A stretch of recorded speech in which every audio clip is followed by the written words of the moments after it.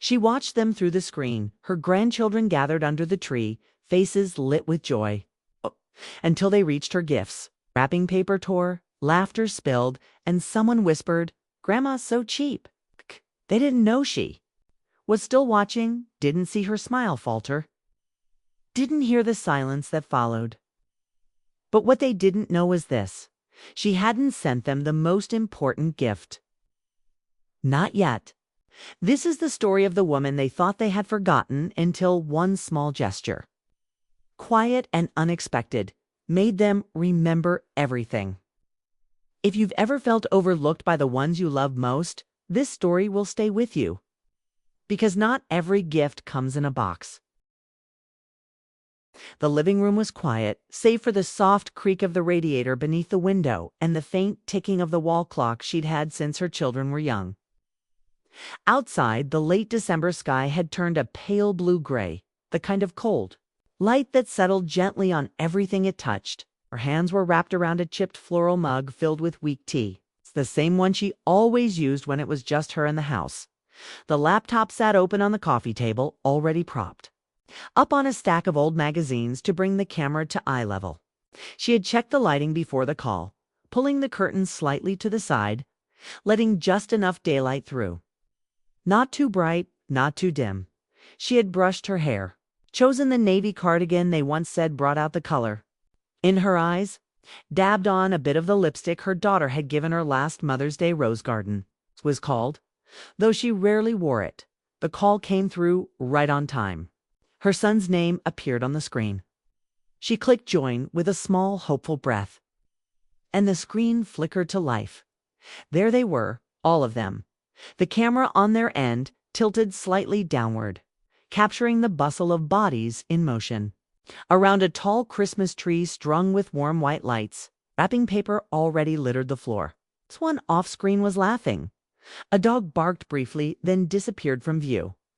Her son's wife appeared, then ducked away again to tend to something in the kitchen. The children were there, her grandchildren older now, somehow even since the last time she saw them. The youngest sat cross-legged in red fleece pajamas with snowmen on the knees. The middle one was sprawled near the fireplace, already fiddling with a new tablet. The oldest, now a teenager, leaned back on the couch, scrolling casually through her phone between glances at the others. They hadn't noticed her yet. She didn't say anything. She liked watching the scene unfold before anyone remembered to perform. She liked the version of them that existed before the greetings began. Then, her son appeared in frame. "Oh, Mom, you're on. Everyone say hi to Grandma." There was a chorus of voices, some cheerful, some distracted. The youngest waved enthusiastically. The teenager offered a quick, polite smile without lifting her eyes fully from the screen. "Hi, Grandma," the middle child muttered, not looking up from his new device. She smiled anyway. "Merry Christmas, loves." Her son adjusted the camera slightly, angling it toward the base of the tree. She could see the pile of gifts, still wrapped, each one distinct. Labeled with neat handwriting she recognized as her daughter-in-law's. The ones she had sent were easy to spot. They weren't wrapped in commercial paper or glossy foil. A brown paper tied with twine. A sprig of faux greenery tucked under each knot. Tags written in her own careful cursive. They weren't opened first. She didn't mind. She had never minded. She liked watching them open the big things, the toys and gadgets and boxes with brand names they recognized. She smiled as her youngest grandson tore through wrapping with the urgency of someone on a mission, squealing at the sight of a remote-control car. She watched her teenage granddaughter unwrap a clothing box and hold up a designer sweatshirt. Checking the label more than the color, the video call wobbled now and then, freezing at odd angles. But she stayed with it, adjusted the volume, smoothed her skirt, waited. Finally, someone said it. "Oh, these are from Grandma." Her heart gave the faintest tug. The camera stayed steady as the middle child picked up the first parcel wrapped in brown paper. He turned it over a few times, frowning slightly. "This one's light," he said. The youngest reached for his. "Mine smells like a drawer." They laughed. She laughed, too. Quietly, as if she had heard something else entirely, the teenager opened hers last, pulled the tissue back slowly, paused, then held up the hand-knit scarf, like it was something mildly amusing. Its single quotes as, handmade. More. Laughter. Her son didn't say anything. It was off camera now, getting more drinks. She kept her smile in place, muted her mic, took a sip of tea. No one asked if she was still watching. She was. The scarf had taken her 3 evenings to finish.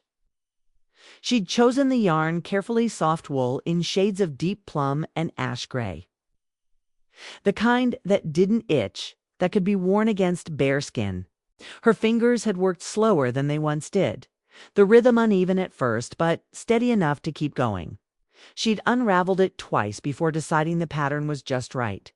It wasn't about perfection. It was about care, she remembered. How her granddaughter used to sit beside her on the couch years ago, small legs curled under, watching her knit. "Teach me," she once said, voice high and curious. And so she had. They'd made lopsided doll scarves together that winter, never quite finishing them, but proud just the same. That memory had returned to her as she stitched this one. She wondered if the girl would remember too when she opened the box, but she didn't. The scarf had been held up like a curious object passed from hand to hand. "It's nice," her granddaughter had said, her tone hovering between politeness and indifference. No one commented on the pattern. No one asked if she had made it. The other boxes had been smaller. One for her grandson, a wooden puzzle, carefully sanded and oiled, purchased from a local artisan's stall at the winter market. It reminded her of the one his father used to play with for hours, twisting and turning until the hidden compartment clicked open. Her son had been fascinated by things like that, puzzles, riddles, anything that felt like a secret waiting to be solved. She had written a note on the underside of the lid. "This is for thinking hands. For the kind that keep turning even when it seems like nothing fits." He didn't open it fully. Glanced at it, turned it once, shrugged. "Is it a box?" he asked. "No," the youngest said. "It's like one of those puzzles from a museum gift shop." They laughed again, not cruelly, just casually, like people who hadn't thought too deeply about where something came from. The last box had held a paperback novel, not new, crisp, but a clean, used copy of a story she loved. A quiet tale about a girl who builds boats in her backyard out of scrap wood and patience. She remembered her granddaughter once saying she wanted to be the kind of person who notices things. She thought of that line when she chose the book. Inside the cover, she'd tucked a short note, for quiet evenings, for when the world feels like too much. She'd even sprayed the wrapping tissue with a faint hint of lavender water. Something soft, something familiar. But no one mentioned the smell. No one noticed the note. And when the camera angled just right, she could see the book lying flat on the floor, partially buried beneath torn wrapping paper and the corner of a tablet case. Box. She didn't say anything. She wouldn't. This was not a moment to correct. This was a moment to observe. She adjusted the blanket over her knees and reached for the small tin of shortbread she had baked earlier in the week. She took one out, set it beside her tea. Didn't eat it. Across the screen they had moved on. More presents. More laughter. None of them asked about the twine, about the stamps on the return address, about the way each tag was written in ink that had slightly smudged because her hand shook now. Just a little. But she remembered. She remembered every thread, every fold, every cent, every sentence written in the margin of a card they didn't bother to read aloud. And while they unwrapped gifts, she sat with memory, still wrapped, still waiting. She had started planning in October. Not because the list was long or the shopping difficult, but because she needed time. Time to think, time to budget, time to choose things that mattered without leaning too hard. On her limited pension, each month she set aside a little, $10 here, a 5 slipped into an envelope marked December. The numbers never looked impressive, but she knew how to stretch them. She had been stretching things for years. Groceries, holidays, emotions. She made a list, not of what they wanted, but of what they might need without realizing it. A scarf that could outlast trends. A book that wouldn't blink or buzz. A puzzle box to remind them that not everything had to be digital to hold their attention.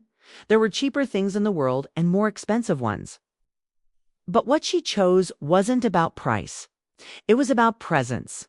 She wanted them to feel her hands in the stitch, her eyes in the story. Her thought in the shape of the wood showed she bought the yarn from the local shop down the street. The one run by a woman named Elsie, who had known her since the days of pushing a stroller through slush and rain. "You knitting for family again?" Elsie had asked with a knowing smile. She'd nodded. "Always?" The book came from the used bookstore tucked beside the post office. The cover had a small crease in the corner, but the pages were clean. She'd read it twice herself and still remembered the line near the end that made her cry in a way. She couldn't explain the puzzle box had been harder to find. She had browsed online but couldn't justify the shipping. So she waited for the winter market, then walked slowly between stalls, scanning each table until she saw it. Small, dark wood. Intricate without being fussy. The vendor told her it was. Carved by hand, the pieces fitted together with patience. "No glue," he said proudly. "Just balance and design."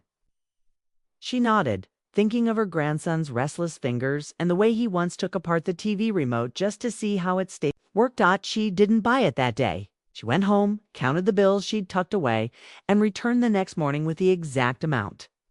When she wrapped it, she didn't use tape, just twine and care. She wrote his name in her best penmanship and slipped the note inside. "She didn't sign it, Grandma, just love." There had been no department store rush, no express shipping, no last-minute dash for something expensive and forgettable. Every gift had been chosen with stillness, the kind of stillness that comes with age, with solitude, with a deep and patient kind of love. And when it was time to send them, she packed each box slowly. Tissue folded carefully, notes double-checked. The smell of lavender just enough to linger but not overwhelm. At the post office, the clerk asked if she wanted tracking. "Just peace of mind," he said. She smiled gently. "They'll arrive." She didn't say that the peace of mind she wanted had nothing to do with delivery. It had to do with being seen, with being remembered, with knowing that the gifts would carry her voice where her presence no longer reached. When the receipt printed, she folded it and tucked it into her wallet, not because she needed proof, but because it felt like part of the ritual now. Weeks later, she watched the boxes she had packed be opened in front of her, and she realized something unexpected. The budget had been small, yes, but the thought had not been. She had given them more than things. She had given them time, and they hadn't noticed. The sentence came halfway through the call, not shouted, not tender, just said in passing, like someone reading a label aloud without much thought. "That's from Grandma." It was the middle child who said it. He held the box a little awkwardly, inspecting the twine like it might reveal something more interesting beneath it. The paper had already torn slightly on one edge, brown craft folded neatly over itself. No shiny design, no cartoon reindeer. He shook it once, and the faint rattle inside made him wrinkle his nose. The youngest reached for his. "Can I open mine too?" he asked, already peeling at the tape. Their father, her son, glanced back at the screen, gave a quick smile. "These are from Mom," he said, voice trailing off as he turned to grab his drink. It wasn't said with disdain, not even with disinterest. Just casual. Like something he was checking off a list. She kept her face still, just enough of a smile to look natural, not so much that it invited attention. The eldest granddaughter held her box last. She turned it in her hands, examining the corners. "She always wraps it like this," she said. "It's like vintage or something." "Smells like cedar," the younger one said, "or old people's drawers." That made the others laugh, not meanly, but not kindly either. She muted her mic, not because she had anything to hide, but because she didn't want them to hear the breath she took right then. the kind that catches just slightly in your throat. The screen showed the oldest peeling back the tape with long manicured nails. Oh, it's a scarf, she asked, holding it up like it might still change shape if she waited long enough. That's actually kind of cute. One of the cousins said, if it didn't smell like, I don't know, my grandma's attic. I am your grandma, she said aloud softly. Though they couldn't hear her, the middle child had already opened his box and was holding up the wooden puzzle. Is this like one of those fidget cubes? He asked, poking at it without much interest. Wait, what does it even do? It opens, she whispered to herself. It opens if you're patient. But no one explained that part. No one read the notes. It's tucked inside. No one mentioned the handwriting. No one asked how long it might have taken to choose, to fold, to send. And she knew it wasn't their job to appreciate every layer. They were. Children still learning how to notice. But it was the silence around her name that stung the most. It's the way it landed like punctuation instead of invitation. That's from Grandma. Not a moment. Not a pause. Not a thank you. Just a label. She sat quietly. The tea had gone cold. The sleeve of her cardigan tugged slightly where it met her wrist. In the background, the television played some instrumental version of a carol. The fire on their side of the screen crackled cheerfully. No one looked back at the camera. Not for a while. The gifts were moved aside, not rudely, just gently like clearing clutter. They returned to the devices they'd opened earlier. The screens that glowed brighter than the light she had left behind in each parcel. And still, her name didn't come up again, not until the very end, when the call was wrapping up and her son returned briefly to wave goodbye. Thanks, Mom, he said, smiling. They loved everything. She nodded, though no one asked her what she thought of the morning. He didn't see her eyes linger on the boxes piled behind them. He didn't ask about the scarf, the book, the puzzle. He was already distracted by the dog barking, the oven beeping, the chaos of a house full of movement. See you soon? He added. Of course, she said. She ended the call herself, not abruptly, but before the screen could go. Dark on its own, she hadn't expected applause, or tears, or even long moments of appreciation. But she also hadn't expected laughter. Not the warm kind, the kind that bubbles up when a memory surprises you with its sweetness, but the other kind. It's a careless kind. They were still opening. Her gifts, when it started. The youngest, always the loudest, had found the lavender sachet tucked inside the box. She had included it gently, wanting the scent to feel like a quiet arrival, a kind of soft hello. He held it up between his fingers and sniffed dramatically. Ooh, he said, grinning. It smells like old soap. The others laughed.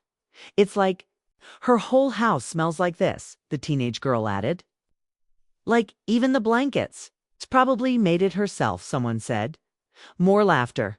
She loves craft stuff, the youngest declared, with the confidence of someone who has never made anything with her hands. On the screen, they were still passing around the scarf. It had ended up draped over a chair now, not folded, not worn. The book had been left on the table next to a remote. Its cover was slightly bent at one corner already, and then the middle one. The puzzle box still in his hands said something that didn't come from a place of malice, but from the hollow space where empathy should have grown a little more. Do? You think she sent all this from like a garage sale? The others laughed again. Her son wasn't in the room. Or maybe he was and said nothing. She couldn't tell. She didn't unmute. She didn't correct them. She didn't say, I chose each of those things myself. Okay? She didn't say, I wrapped them slowly over 3 nights with music playing and the cat curled against my legs. She didn't say that sachet is made from dried lavender from the garden you used to run through with bare feet. She just sat there, letting the sound of their laughter roll over her. Not sharp like a knife, but dull like a stone pressed. Into a bruise, she picked up her tea again. It had gone cold. She didn't warm it. The room around her was still no rustling paper. No laughter, no camera movement. just her and the computer screen, and the image of a family gathered joyfully around a tree, not realizing the hurt they were handing back to her. Folded inside their amusement, there had been a time when they asked her to tell stories. "Tell us about when Dad was little." The middle one used to say, "Tell us about when you lived in the farmhouse." They used to sit at her feet with cookies in hand and listen, but now her stories had become invisible. Her gifts became jokes. She had meant them to be anchors, threads of continuity between generations, but they had become punchlines. And still, she didn't get angry. She didn't shut the laptop. She didn't sigh or shake her head. She watched until the very end, until the boxes were pushed aside. Someone suggested a game, till one of them said, "Is Grandma still on?" And someone else replied, "Oh, yeah, hi, Grandma," with a wave that didn't reach the eyes. She smiled gently and waved back. "Merry Christmas," said Dot. And no one heard how softly she said it, because the laughter had already moved on. She hadn't planned to mute herself. But once the laughter started, and once her name became a footnote in the room, she reached for the small icon at the corner of the screen and clicked it. The red line crossed over the microphone symbol, like a closed-door dot. No one noticed. They kept talking. Unfiltered Dot. At first, she thought it would just be for a moment.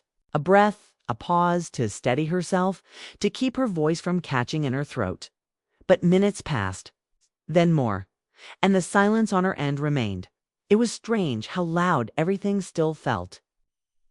The shuffle of wrapping paper, the clink of glasses, the sound of her granddaughter's gums snapping between words, the high-pitched bark of the family dog racing past the tree, its paws skidding against the tile, even through the speakers.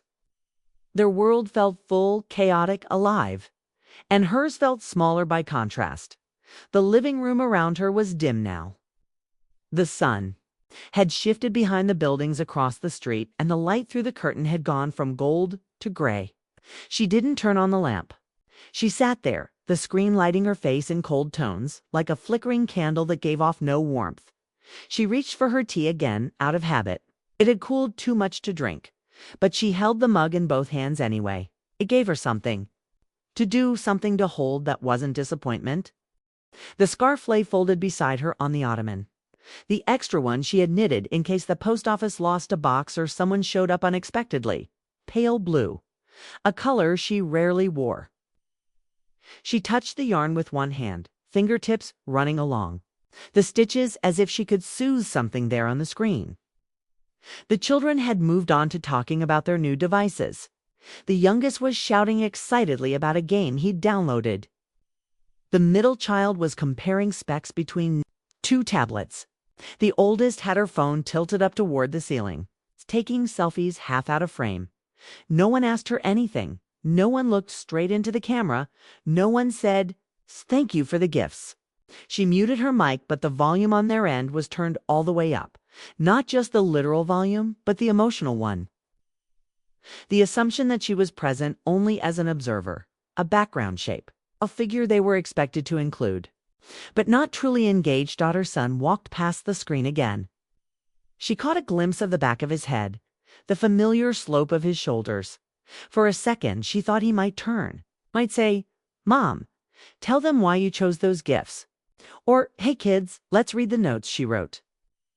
But he didn't. Single quotes. He reached for a glass of soda, said something to his wife off screen, and disappeared again. She adjusted the edge of the blanket over her legs and settled back against the couch cushion. She could have unmuted. She could have said, "I thought of each of you." She could have said, "That book was the one your father loved when he was your age." She could have said, "The scarf took me longer this year, but I still wanted to make something with my hands." But she didn't, because when you speak into a room that isn't listening, your words become clutter. And she had always been careful not to clutter, so she sat, muted, still watching, still hearing everything, still present. Even if they had forgotten, they saw the scarf and saw yarn. They didn't see the chair where she sat every evening with the light just right and the radio murmuring beside her. They didn't see her fingers fumble on the fifth row, how she unraveled the whole thing because one side sloped unevenly. Didn't see how she had gone back to the yarn store twice, once because she ran out of thread, and again because she didn't like the way the dye had changed in the second batch. They saw the puzzle box and saw wood, but they didn't see the market where she found it. The way the vendor smiled when she ran her fingers along the edges, remembering how her son used to solve things not by force, but by tilting them, tapping gently, always listening. They didn't know she'd whispered. He was always like that, as she paid in small bills. They didn't see the handwritten note she had tucked beneath the puzzle's lid. It wasn't long, just a line she had written and erased several times before deciding to let it stay, for when the world feels scattered, something that doesn't need a screen to make sense. They opened the box, but not the note. They held the wood, but not the meaning. They saw the book and saw paper.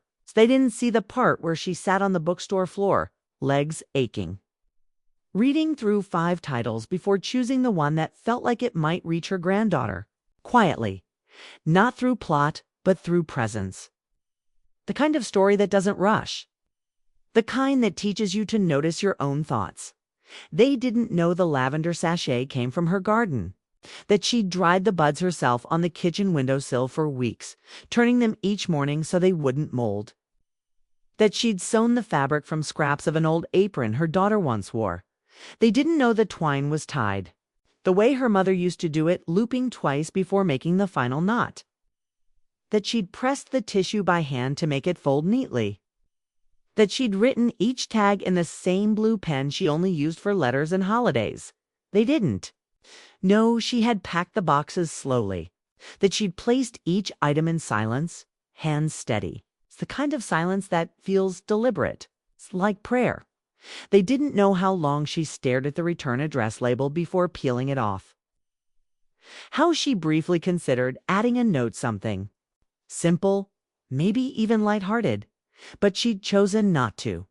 Not because she had nothing to say, but because she had already said it with what she chose to send. They didn't know.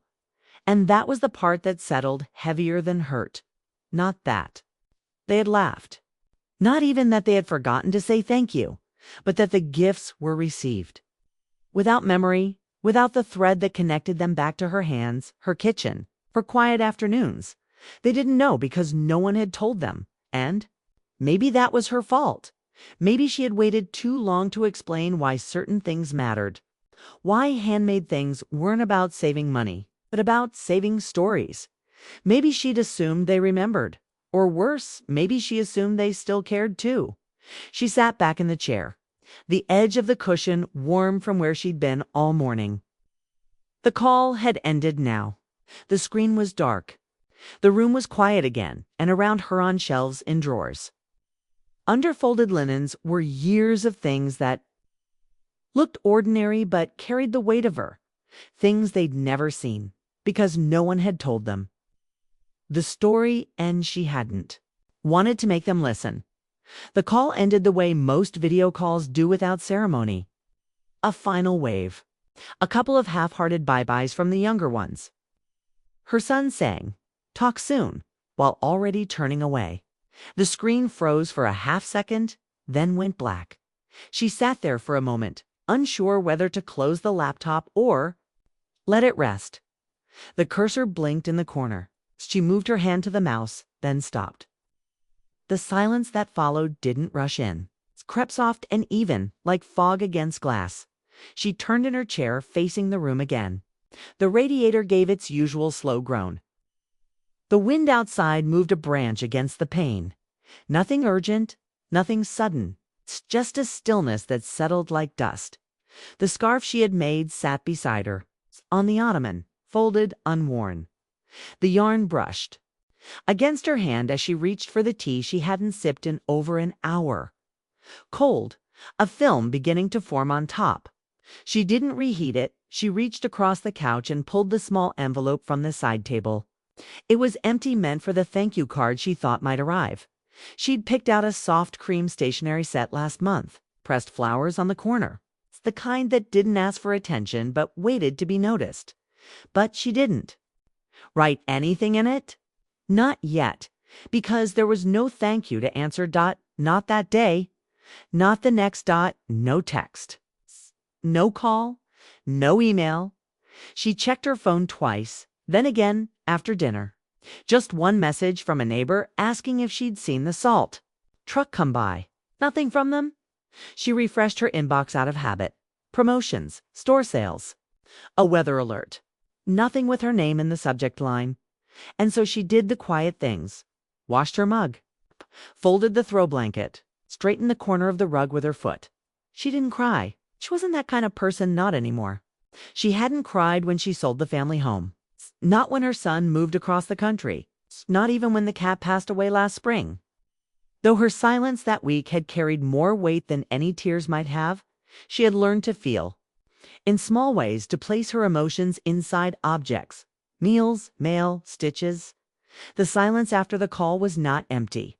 It was full of things left unsaid.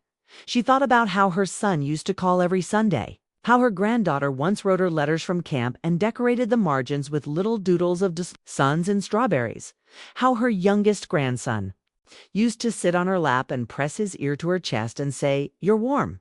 She thought about how those same hands had unwrapped her gifts that morning and tossed the twine aside without a second glance. She sat by the window and watched the streetlights come on. The neighbor's porch flickered into view. A boy on a scooter passed slowly, his head down, hands tucked into his sleeves. The quiet deepened, and in it she heard the absence. Not of words, not even of thanks, but of recognition that someone had seen them, chosen something for them, remembered, and that remembering had been met with laughter. The room didn't echo. It absorbed, and she let it. Because the silence after being dismissed isn't loud, it's obedient. It waits. And she knew how to wait. She had left it beside her on the end table. Volume turned up, screen facing outward so she could see it light up if a message came through. The phone had been fully charged before the call. She had checked twice, cleared the old notifications, swiped away ads and reminders, made room just in case someone sent a video, or a photo, or a single line of text. But it didn't ring. Not after the call. Not that night. She sat in her usual chair by the window, the one with the cushion just beginning to fade where the sun touched it every afternoon. The room was dim now, lit only by the glow of a nearby lamp and the soft reflection of headlights. Passing on the street, her fingers rested near the phone. Not touching it, just close enough to feel the space between intention and response. It buzzed once, but it was a calendar reminder, nothing more. She dismissed it without opening. They usually sent something. A quick thanks for the gifts, Grandma, with a heart emoji. Sometimes a photo of the kids holding what she'd sent, even if it was taken out of obligation more than joy. But not this time. She waited, quietly. She didn't busy herself with chores. She didn't turn on the television. She didn't call anyone else to tell them what had happened, because there was still the chance. It had just been a misunderstanding. That the scarf would be noticed later, folded neatly in a drawer. That the book would be opened during a quiet moment. That her son would sit down after the kids were in bed, scroll through his day, and remember to write. She waited through the evening news, through the sound of a neighbor's car pulling into the driveway, through the clink of silverware being rinsed in someone else's kitchen, through the wind brushing softly against the window pane. The phone stayed silent at one point. She opened the Photos app and scrolled back months to the summer picnic. When the middle grandchild had asked her to explain how puzzles worked, and listened with wide eyes. The Easter morning where the youngest had called her the best jelly bean hider in the world. To the blurry snapshot from 3 years ago of her granddaughter wearing one of the first scarves she had made, arms wrapped around her father's neck, smiling. She stared at that photo for a long time. Not because it was perfect, it wasn't. The lighting was poor, the colors muted, but the expression was clear. It's that kind of joy children don't know they're giving you. She set the phone back down gently. No calls, no texts, no voice, saying, "Did you see how much they loved it?" or "Sorry about earlier." They were just being silly. No voice at all. The silence stretched longer as the hours passed until it wasn't waiting anymore. It was something else, something that settled into the corners of the room, not loud, just present.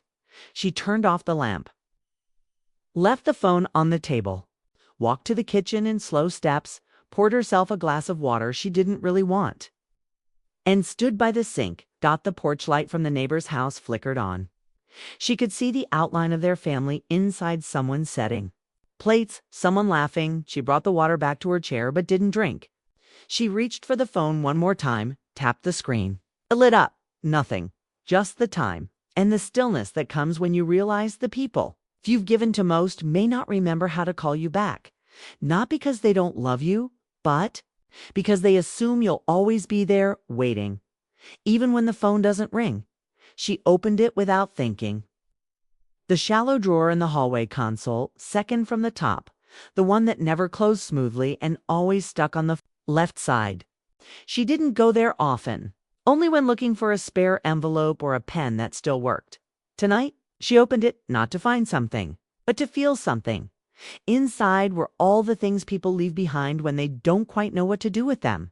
Cards without dates, photographs without frames, bits of ribbon, extra buttons, expired coupons clipped from habit rather than need, a baby sock with no match, a key that didn't belong to anything anymore.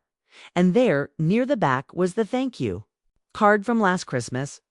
Her granddaughter's handwriting, still a little uneven, looped and careful. Thank you for the warm scarf. It smells like your house. She had read it 10 times last year, folded it, smoothed it, placed it in the drawer instead of the box where she kept the special ones. It didn't seem quite big enough for that box, but too soft to throw away. She picked it up now, held it between her fingers. Her granddaughter hadn't written this year. Not yet. Maybe she would tomorrow. Maybe it would arrive late, tucked between apologies and distractions. But tonight, the drawer held last year's thanks, and nothing more. She pulled out a few more things. A faded birthday card from her son, one that said thanks for everything but didn't name what everything was. A printed photo from when the kids were small, taken on a swing set in her backyard.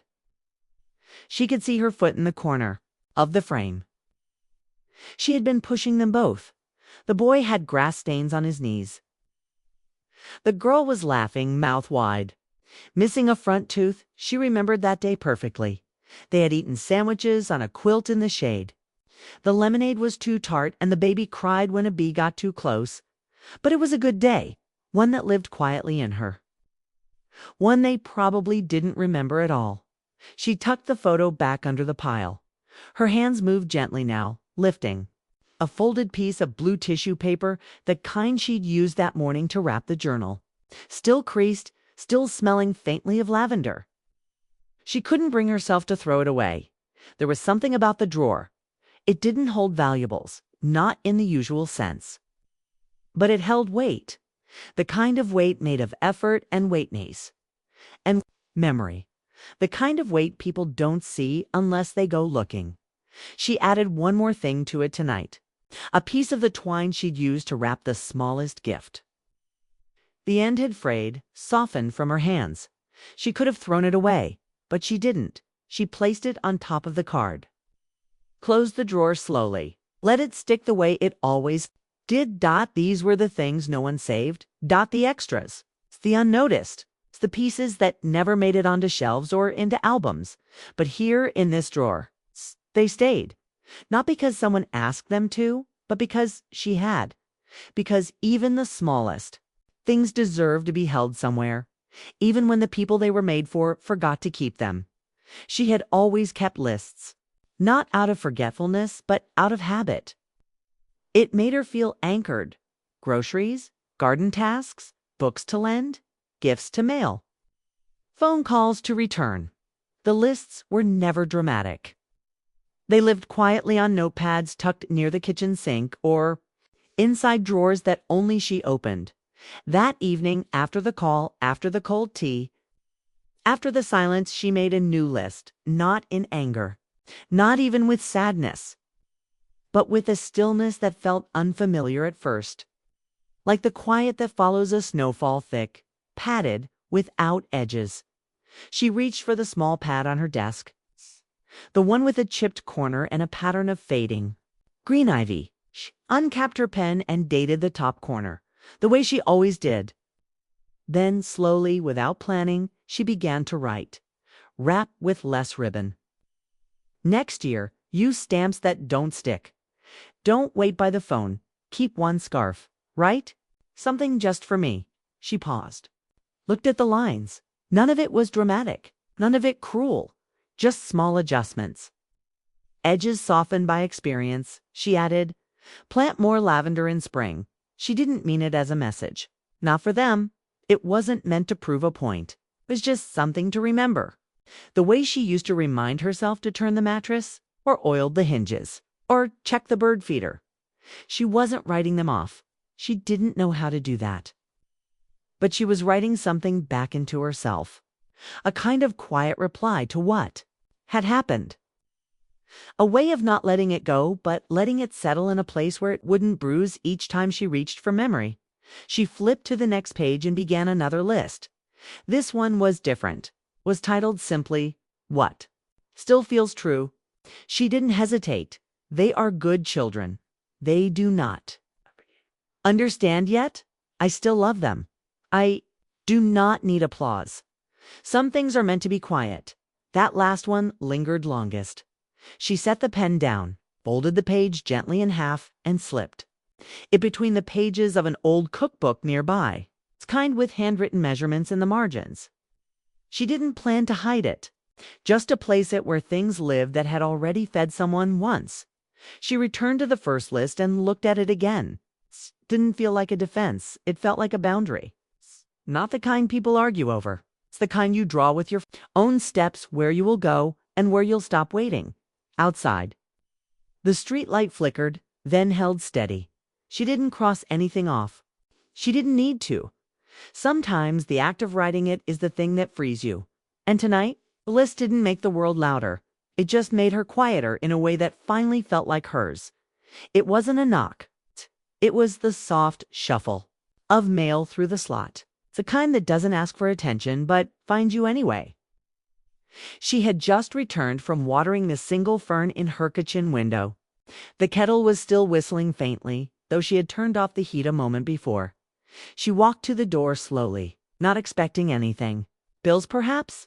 Flyers? A catalog she didn't subscribe to but kept receiving, but on the floor. Just past the corner of the mat lay an envelope. Not white, not printed. It was pale green. Handwritten dots. She bent carefully to pick it up. The name on the front was hers spelled fully. No abbreviations, no misspellings. She opened it with a letter. Opener she hadn't used in months. Inside was a card small square, with a watercolor of violets on the front. The handwriting was familiar, though fainter now, to belong to her cousin Nora. They hadn't spoken since the summer. Not from any falling out, just time, but quiet. Stretched between lives. Inside the card, I was thinking about you the other day. You always made Christmas feel like a season, not a date. I hope someone made you feel that way this year. If not, I hope you did it for yourself. I saved the scarf. You sent 2 winters ago. I wear it every morning when I feed the birds. No signature beyond love, Nora. She read it twice, then left it open on the table beside the now warm mug of tea. There had been others too. Not always at Christmas. Sometimes a photo mailed in March from a friend who moved states away. A voicemail left in July from an old neighbor I found. The recipe you gave me, the one with nutmeg, still the best. They weren't frequent. They weren't loud, but they were there. A line of quiet threads, not yet broken. She rose from the table and walked to the cabinet in the back room, pulled, opened the small drawer lined with postcards, folded notes, scraps of handwriting she hadn't thrown away. Not because they were precious, but because they were proof that she had mattered in corners people didn't always look into.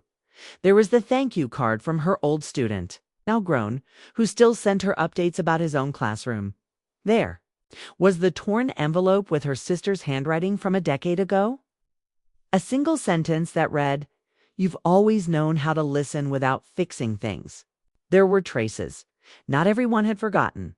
Not everyone had moved on in that careless way.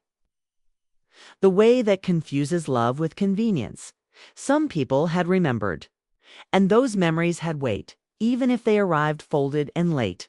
She picked up Nora's card again and read it out loud, not for the room, but for herself. She placed it where it could be seen, and for the first time that day, she smiled, not with joy, but with recognition. There was still something that connected her, not to the noise, but to the quiet, the kind of quiet that holds things, not erases them. She hadn't rearranged it in years. The small shelf beneath the narrow window in the den. It wasn't meant to be decorative, just gathered things, books with pages turned down, a chipped mug that once held knitting needles, an old photo of her husband standing by the garden fence, sleeves rolled to his elbows, eyes squinting at the sun. It was the kind of space that didn't announce itself. It just stayed. That afternoon, after placing Nora's card with care on the side table, she stood before the shelf and let her eyes move slowly across each object, noticing, not deciding. She reached for a thin, cloth-bound journal tucked behind a leaning paperback. The spine was worn but unbroken. Inside were only a few pages written in her hand. They weren't stories, not really, more like fragments, observations, sentences she never spoke out loud but couldn't throw away either. She read one dated 7 years ago. They were jumping in the sprinkler. The sun turned her hair almost white. I wanted to freeze it, not the moment, but the feeling of being needed without asking.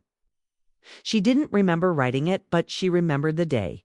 The sprinkler's lazy arc across the yard. Her grandson's hand reaching back to hers as if the joy wouldn't count unless she was watching. She sat in the chair beside the shelf, the journal open on her lap, and listened to the hum of the house. The radiator clicking gently. The clock in the kitchen ticking, just out of sync with the one in the hall. She hadn't added anything to the shelf in a long while.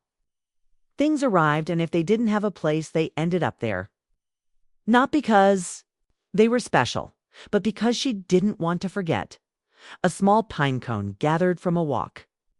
A keychain her daughter had given her in high school. A single mitten from a child's Paret's partner, long gone. She held it now, rubbing the yarn between her fingers. There had been a time when every object in her home was spoken for. A purpose, a name, person now. The shelf held pieces of her without anyone knowing. But that didn't make them smaller. It made them more hers. She stood and returned the journal to its spot. Then, after a moment's hesitation, she added something new. From the drawer she brought the piece of twine, the one she'd saved from the holiday gift wrap. She coiled it gently, tucked it beside the pine cone, and let it rest there. Not as a symbol, not as a message, just as a thread dot of a day that had passed, of hands that had offered something, of silence that hadn't taken everything. She stepped back. The shelf was still uneven, still cluttered, still small, but it held her, and in that corner of the house, beneath the soft light of a winter window, nothing had been wasted. It had been sitting on the desk since the first week of December. A plain manila envelope with a printed label, her handwriting carefully placed in the top left corner. She had double-checked the zip code. She had even driven it to the post office herself, slipping it through the blue chute with a small nod to no one in particular. Inside were 5 smaller parcels, each wrapped in paper she had chosen over 3 separate visits to the stationery shop downtown, each with a tag in her best script. To Olivia, from Grandma, to Ethan, to Jonah. Each tag had a small drawing in the corner. Snowflake, a sled, a mitten. Not perfect, but done with care. She had tucked a note inside each parcel. Not lengthy, just a sentence or two. I hope this scarf keeps you warm while you wait for the bus. This book was your father's favorite when he was your age. This tin has my molasses cookies. You always liked those. And in the last one, a simple message. You are always in my thoughts, even when I'm not in yours. She hadn't planned that line. It just came, quietly. as if it had always been waiting. Now, weeks later, the envelope was back. Not the original, just one like it. Arriving on a Thursday afternoon, postmarked from their city. There was no return address.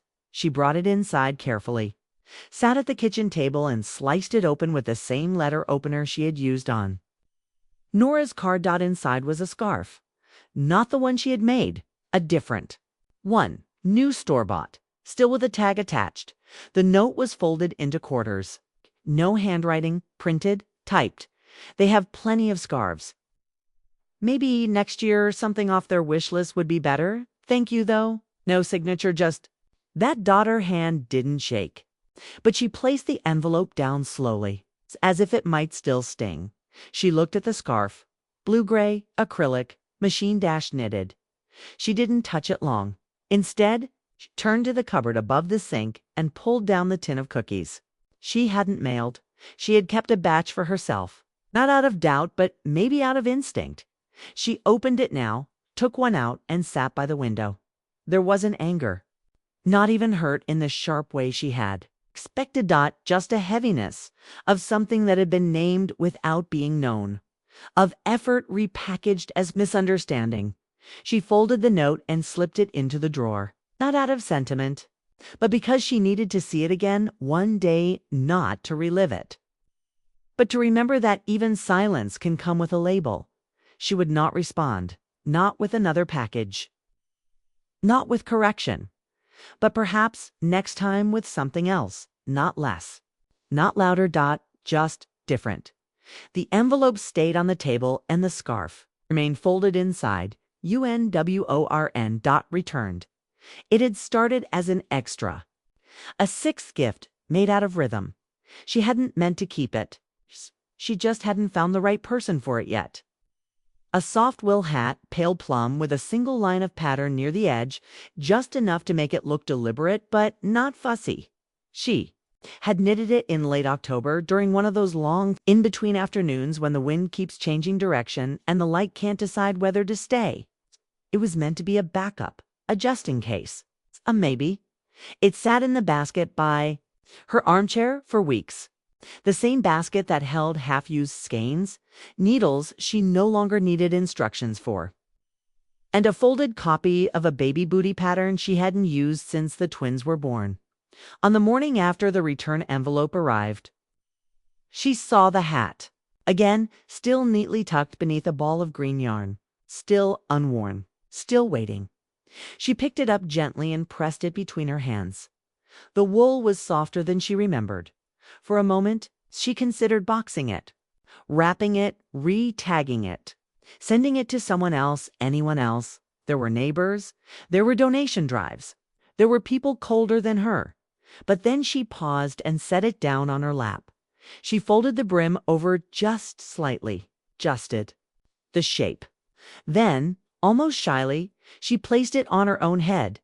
It fit perfectly. No tugging, no shifting.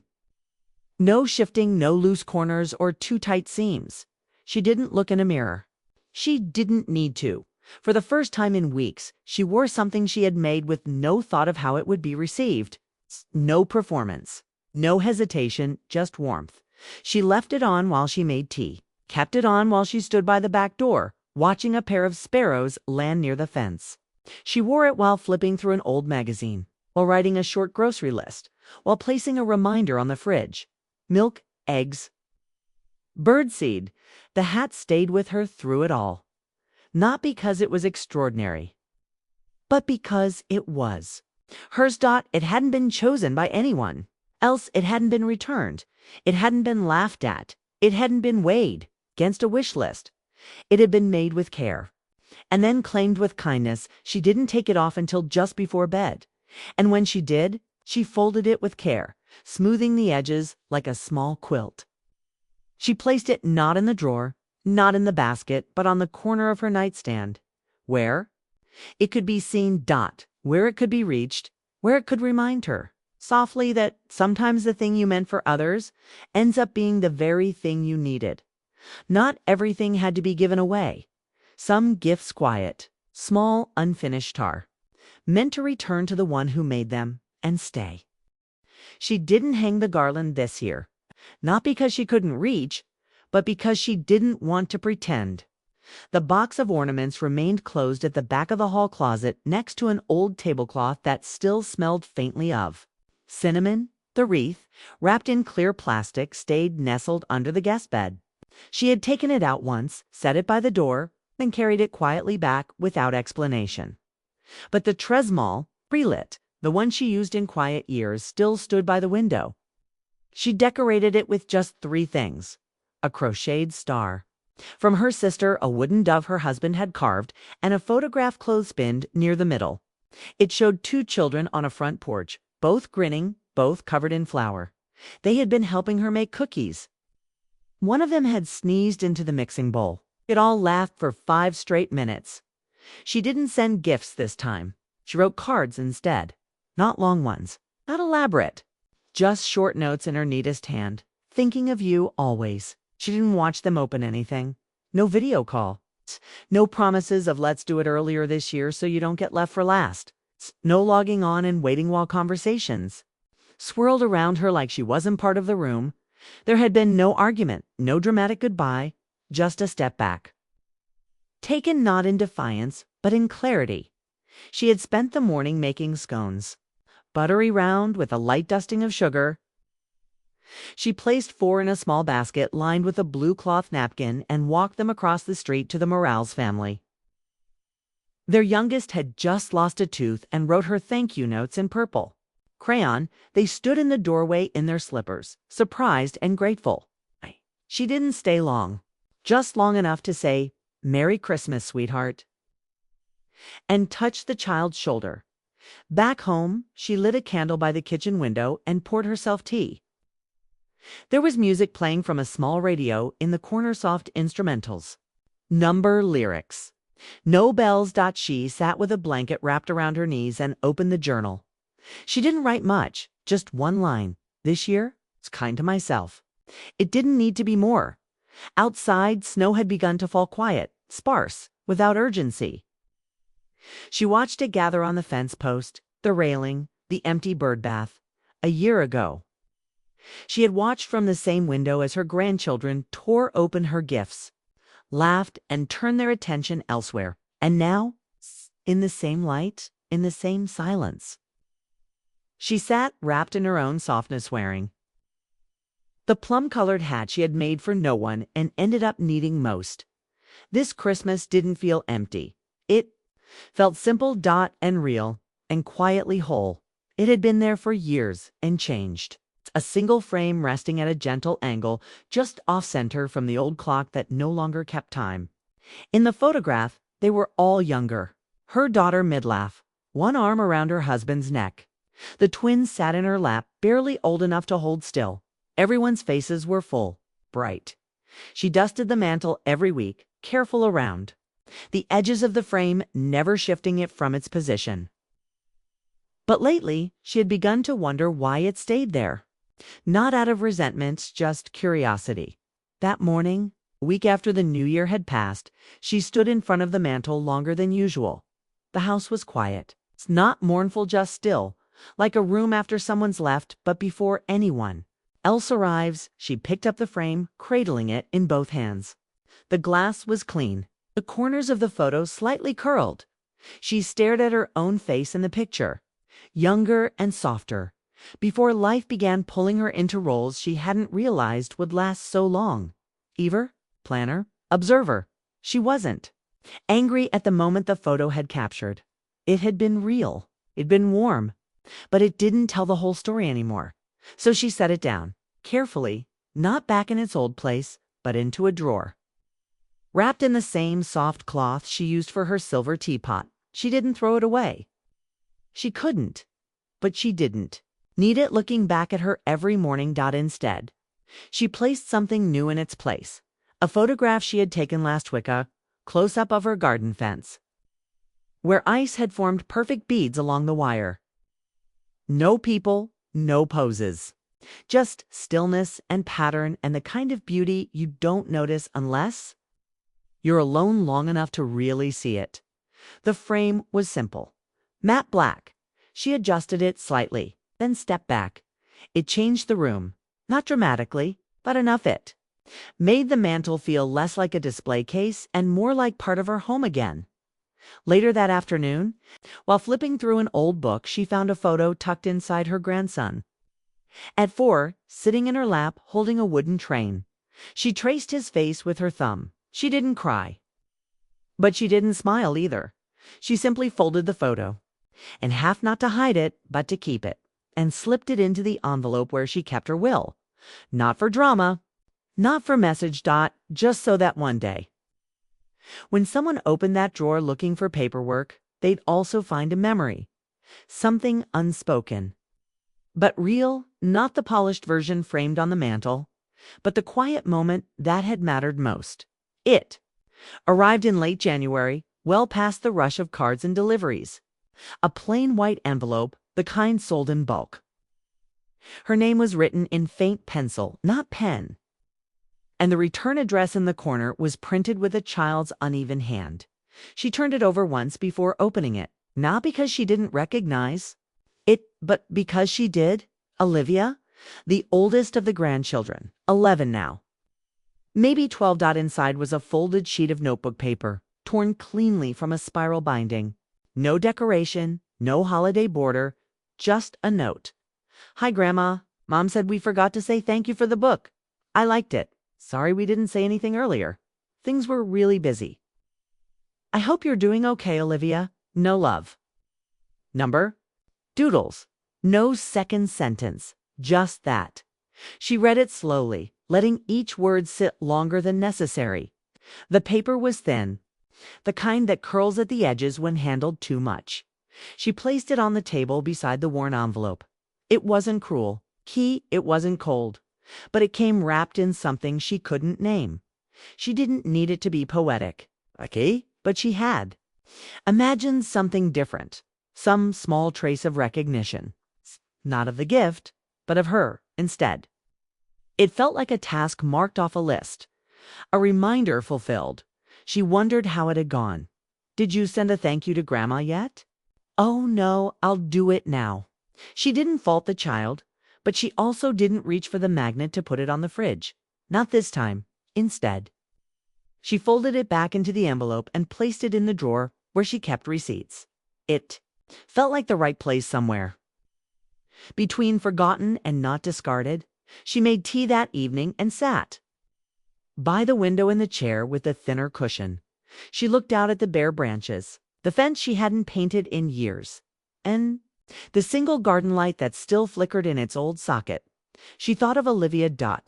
Not as ungrateful, not as distant, just young, and herself not as overlooked, but as misplaced in the architecture of their new lives. She sipped the tea slowly. Later that night, she wrote a small note on a scrap of stationery. Tell her I'm glad she liked the book. No envelope, no stamp. Just the note. She tucked it inside the front cover of another book she'd been meaning to reread. Maybe one day someone would find it, maybe not. Either way, it would be waiting. A quiet reply never sent. Not everything needed to be returned. Some things could remain unanswered and still be complete. It rang on a Sunday, early enough that she nearly didn't answer, thinking it was a misdial or a robocall. But something about the sound, it had a rhythm she remembered. That half-second pause before the second ring. The way the tone stretched just slightly too long. She picked up on the fourth ring. Grandma? It was Ethan, the middle one. His voice was lower now, different, but the way he said her name still unsure. Still gentle, hadn't changed. She said his name in return, softly, with just enough breath to carry it. There was a pause, a kind of quiet she recognized. Not awkward, not uncomfortable, just real. I was going to call earlier, he said. I just didn't know what to say. She didn't answer right away. You don't have to say anything big. She finally said, you already called. He let out a short breath that might have been a laugh, or a sigh, or both. I didn't mean to hurt your feelings. She looked out the window. The sky was pale and dry. The kind of weather that forgets what season it's supposed to be. I know, she said. I liked the cookies, he added, quickly, as if remembering just then. I didn't say it before. But I did. I shared them with my friend Marcus. He said they tasted like something his grandma used to make. She smiled, though he couldn't see it. I'm glad, she said. Another pause. We all kind of got caught up in stuff this year, he said. I don't know. I guess we weren't thinking. That happens, she said simply. I'm thinking now. That part was quieter. Not whispered. Just honest. She let the silence hold them both for a moment. Then she said, Tell me something about school. And he did. Not much. Just a story about a science project, a mistake with vinegar. Something about a classmate who forgot their safety goggles. She listened. Not with fixed attention, but with presence. She asked 2 questions. Laughed once. They stayed on the phone for 12 minutes. When he said goodbye, he didn't rush. He said it slowly, like a sentence he had practiced in his head. I love you, Grandma. She waited half a beat before replying. I love you too, sweetheart. When the call ended, she didn't replay it in her mind. She didn't dissect it or hold it up to the light. She just stood in the kitchen, poured the rest of her tea into the sink, and opened the window a crack to let the breeze in. It wasn't a grand gesture. It wasn't a turning point. But it was something not everything had changed. But something had shifted. Not loud. Not dramatic. Just enough to let the air move again. The old list was still tucked behind the kitchen clock. She'd written it in early November on lined paper, folded twice. Names at the top. Items beside them. Olivia journal, Ethan puzzle, Tona scarf, Nora Tia towels, a quiet catalog of thoughtfulness. Meant to feel personal. Meant to be remembered after everything. She hadn't thrown it away. Just didn't look at it anymore. Now, standing at the same counter, she picked up a different sheet of paper, unlined, thicker, the kind meant for letters, not errands. She didn't rush. She made tea first, stirred in just a little honey, and brought the mug with her as she sat. She didn't title the page, didn't even date it, but she began writing. People I want to make things for. The first name wasn't a relative. It was Rosa, the woman down the street who brought her soup last spring when she'd had that stubborn cough. Next came Marcus, the boy Ethan had mentioned. She didn't know him, but someone who tasted one of her cookies and remembered his. Grandmother deserved a tin of his own. She added 3 names from the senior center she hadn't visited in months. Then one from her knitting circle who'd stopped coming but still mailed clippings from the community paper. No categories, no price checks, just names. Each one written with a pause. It's a moment of consideration. It's a quiet memory attached. She wrote. Slowly, deliberately. By the time she reached the bottom of the page, there were 12 names. No one asked for anything. No one would be expecting a box, but that was the point. This time, she wasn't trying to prove she was still part of someone's holiday. She wasn't asking to be noticed. She was making something for the people who had made space for her without requiring her to ask. People who had said thank you, not with words, but with warmth. With presence. She folded the list once and placed it in the drawer where the measuring spoons used to be. The drawer she now used for soft things, ribbons, fabric scraps, twine. The list didn't need to be on display. It just needed to exist. Later that evening, she began a new project. Not a scarf, not a hat. A small square lap blanket, soft blues, and muted greens. She didn't know yet who it was for, but she knew someone would need it, and that was enough. She worked by lamplight. The steady rhythm of her needles filling the quiet. Not every gift had to be wrapped. Not every kindness had to be seen. Some things were worth making, even if they arrived in silence. Especially then, it came in April, long after the tree had been taken down, long after the lights in everyone's windows had disappeared, long after she had stopped checking the mailbox with any sort of expectation. The envelope was pale yellow. with slightly uneven edge like it had been torn from the back of a notepad. Her name was spelled correctly. The return address was scribbled but legible. Inside was a letter, not a card, not a typed note, but a letter. "Dear Grandma," it began. The handwriting was narrow and careful, each letter pressed tightly, as if the writer was trying to fit more into the space than they were allowed. "I know this is late. I wanted to say thank you again, not just for the book, but for all of it. The cookies. It's the way you always remember my favorite things. I think sometimes we forget how much thought you put into everything, okay? And that's not fair. I kept the note you sent, the one that said you were thinking of me. I read it sometimes when I'm having a hard day. Love, Olivia." No glitter, no stickers, no adult hovering in the grammar, just her voice. The letter had been folded 3 times. One corner was slightly smudged. There was a tiny chocolate stain near the bottom. She read it once, then again, then placed it beside the photograph of the ice beads on the fence. She didn't frame it. She didn't tell anyone. She didn't send a reply, not yet. She simply sat at the kitchen table with her cup of tea and the sound of a neighbor's wind chimes tapping somewhere out of sight. And she let herself feel it, not relief, not closure, just seeing in a way that didn't need correcting, in a way that wasn't late. But right on time, there was a new project in the basket by her chair, a set of mittens barely half finished, pale yellow like the envelope. She hadn't known why she'd chosen that color. Now. Maybe she did. She reached for the yarn. And kept going, not because she had to, but because someone quietly had noticed.